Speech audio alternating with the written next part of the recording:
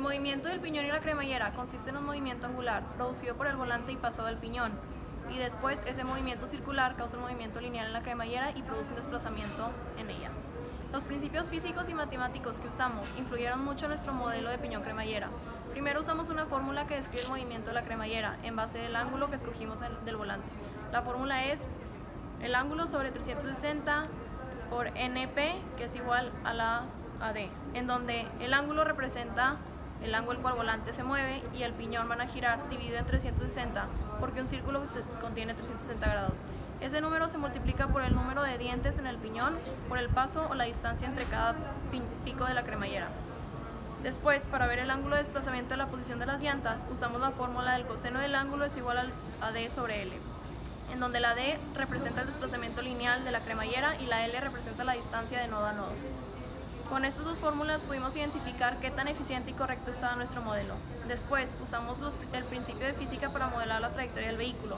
Usamos las fórmulas que velocidad en X es igual a velocidad inicial por el coseno del ángulo, velocidad en Y es igual a velocidad inicial por el seno del ángulo, la X es igual a velocidad en X por el tiempo y la Y es igual a velocidad en Y por el tiempo menos 4.9 por el tiempo al cuadrado.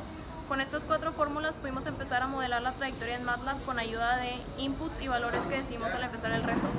En este caso escogimos un ángulo de 15, una velocidad de 20 y un tiempo desde 0 hasta 0.9 con intervalos de 0.05 para que la gráfica sea lo más cercana a la realidad. Después usamos el método de Euler para obtener la gráfica de velocidad en X y la velocidad en Y, aceleración en X y también la aceleración en Y. Con estas fórmulas pudimos ingresar a MATLAB para así hacer un modelo de la trayectoria del vehículo sin considerar las fuerzas. En el diseño inicial del prototipo notamos que el modelo sí funcionaba, sin embargo, como el modelo estaba muy chiquito y contiene una tapa arriba del piñón y la cremallera, era difícil medir todos los datos experimentales. También notamos que el tornillo no agarraba bien al piñón y mucha de la fuerza que la persona hacía en el volante no estaba pasando al piñón. Por otro lado, también notamos que el piñón no tenía buen agarre y por la fricción entre el piñón y la cremallera, el desplazamiento lineal de la cremallera fue afectado. Las opciones que se consideraron para la solución final fue el ángulo que escogimos, la velocidad inicial, el tamaño de la cremallera y el piñón, al igual que el tiempo.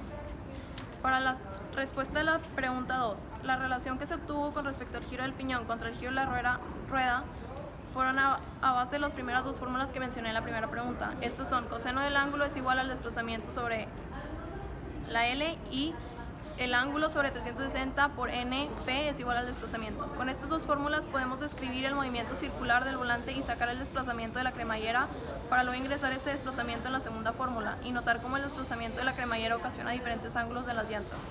En conclusión, lo que pasa en un modelo piñón-cremallera es que al girar el volante, esa misma fuerza gira el piñón y este se mueve en un movimiento circular.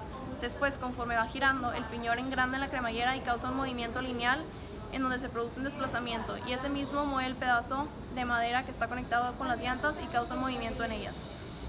Este movimiento produce un ángulo el cual causa al carro un giro de posición. Nosotros encontramos que el ángulo que se aplica en el volante tiene que ser grande para así producir un ángulo en las llantas menor a 45 y poder hacer una curva perfecta.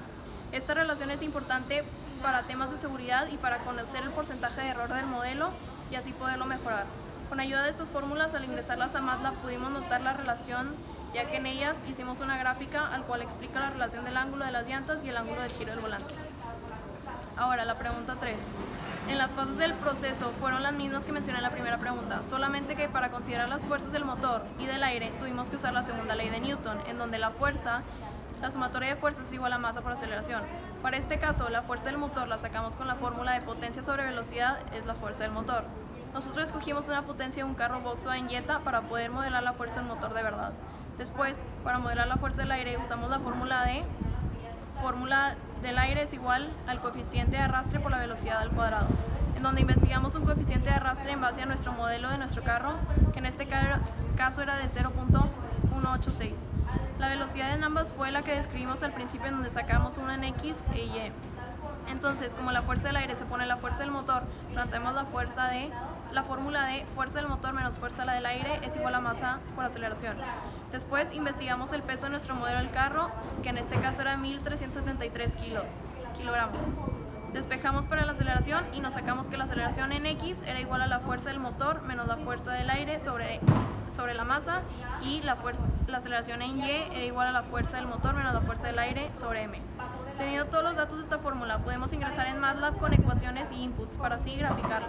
Nos dimos cuenta que todo influye empezando desde el ángulo que escogimos inicialmente. También nos dimos cuenta de que si la aceleración era negativa, entonces la fricción del aire era mayor a la fuerza del motor y que la velocidad debía ser mayor para mover el carro más. Los datos que investigamos fueron los parámetros que influyeron para nuestra decisión final.